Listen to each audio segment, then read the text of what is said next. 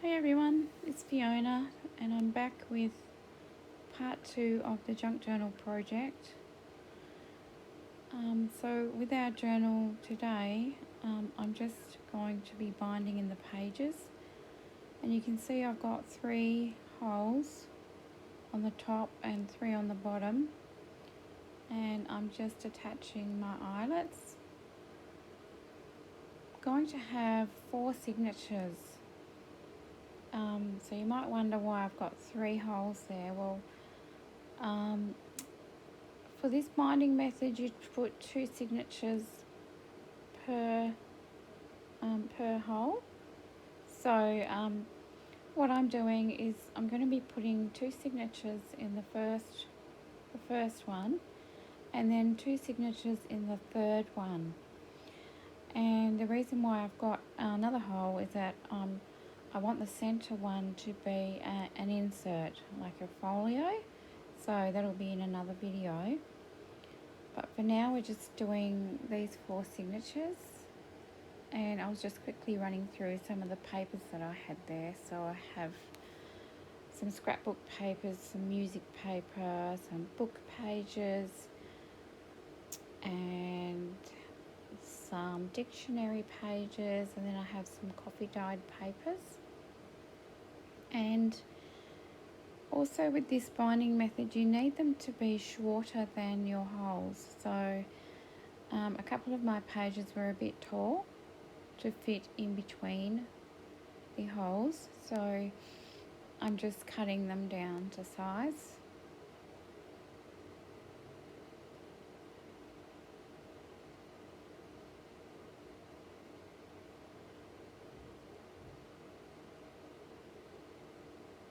So these are just some scrapbooking papers from some loose scrapbooking papers from some paper pads that I had, and they've been sitting there for a long time, so I've been wanting to use them up.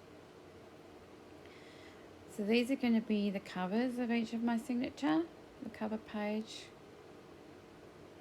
and then I put the rest of my pages into order. So I'm just making little piles of the different types of pages.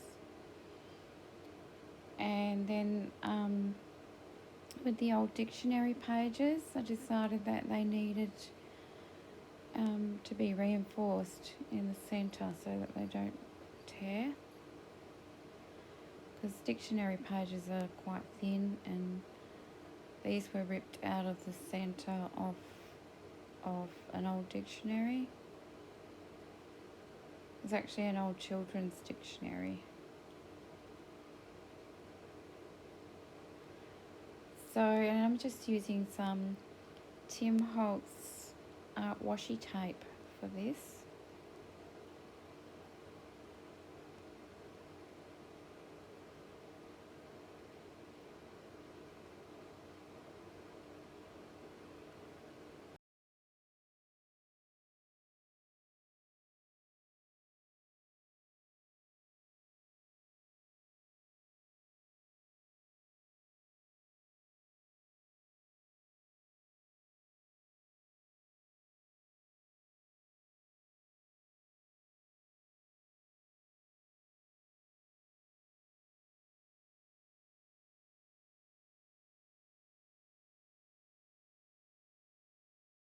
Same.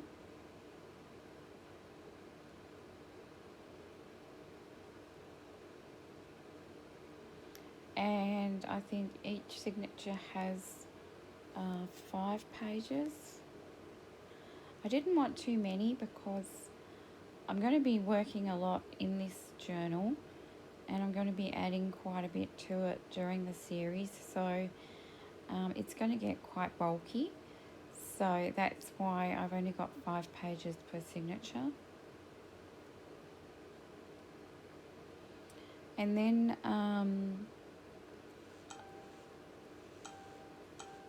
I realised the coffee dyed papers were poking out a little bit further than the other pages in the width there, so I wanted to cut them down so that they were even as well.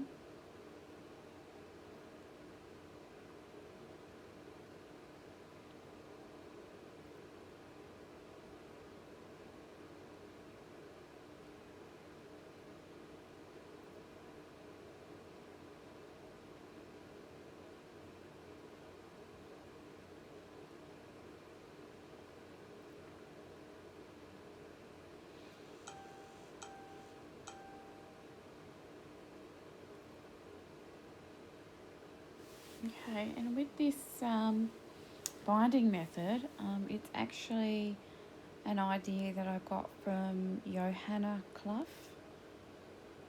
And so I'm just going to explain what I'm doing, but I will also link hers below in case you want to see hers. So you just basically put the threads around your signature and thread it from the inside out to the outside through both holes.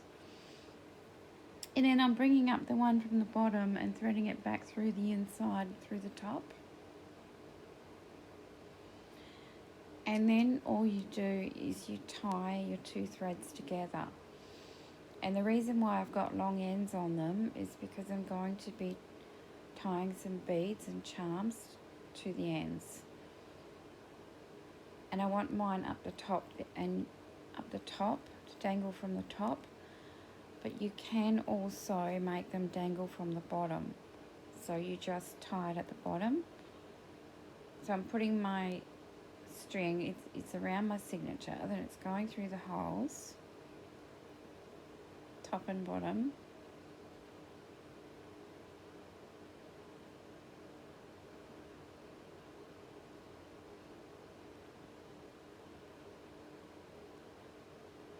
And then I'm bringing up the bottom thread and I'm going to put it back through the top hole.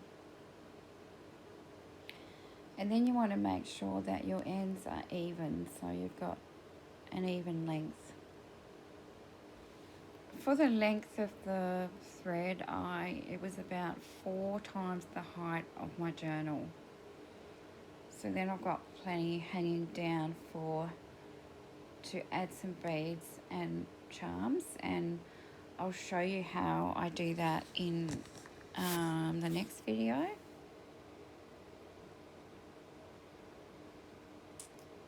So for this video, I just wanted to get my pages in and do a bit more to the cover.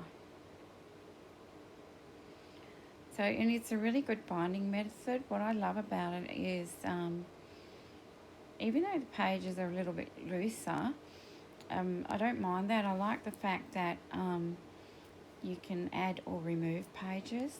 So yeah, I might want to add some more pages to this, and also you can remove pages if you need to work on them, like sewing on them, if you need to take them over to your sewing machine.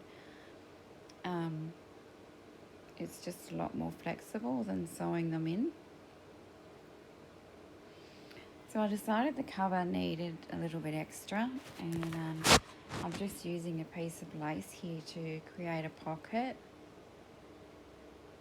And I did get this lace from Lynn Brunch. She sent me this beautiful lace, so thank you, Lynn.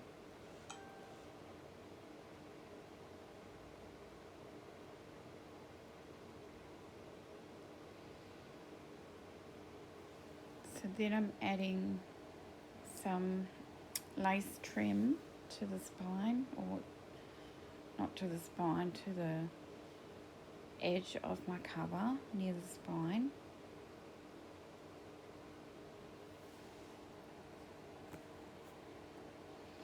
I'm just cutting down that piece of lace along the edge there.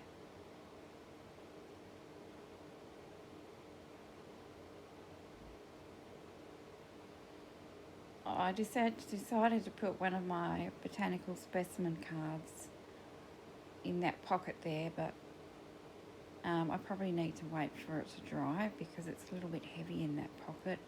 And then I thought I'd bring in some of the brown on the spine onto the cover. So I'm adding a, what would you call it, a book plate just with that fabric.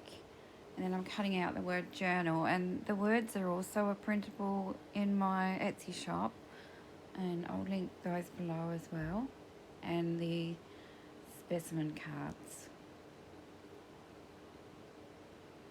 I'm just inking it up because I want it to look aged. And then gluing the word down.